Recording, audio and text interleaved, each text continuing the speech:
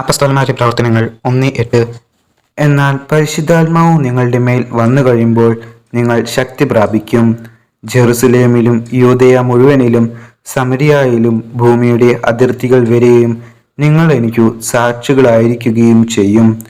പരിശുദ്ധാത്മാവിന്റെ സഹായം കൊണ്ട് മാത്രമാണ് നമുക്ക് ഈശോയെ അറിയാനും മനസ്സിലാക്കാനും സ്നേഹിക്കാനും അനുഗമിക്കാനും ഒക്കെ കഴിയൂ. കാരണം എന്നെ കേൾക്കുന്ന നിങ്ങളുടെ മനസ്സിന്റെ ഉള്ളിൽ ഇരിക്കുന്ന കാര്യങ്ങൾ നിങ്ങൾ പറയാതെ എനിക്ക് എന്തെങ്കിലും അറിയാൻ കഴിയുമോ? പുറമെ പ്രവർത്തിക്കുന്നതോ ഊഹിക്കാൻ പറ്റും, പക്ഷേ കൃത്യമായിട്ട് പറയാൻ പറ്റില്ല. പിതാവിനും പുത്രനും പരിശുദ്ധാത്മാവും ചേർന്നിരിക്കുന്നത് കൊണ്ട് ദൈവത്തിന്റെ രഹസ്യങ്ങൾ എല്ലാം പരിശുദ്ധാത്മാവിനറിയാം. പരിശുദ്ധാത്മാവ് നമുക്കതെല്ലാം മനസ്സിലാക്കി തരും.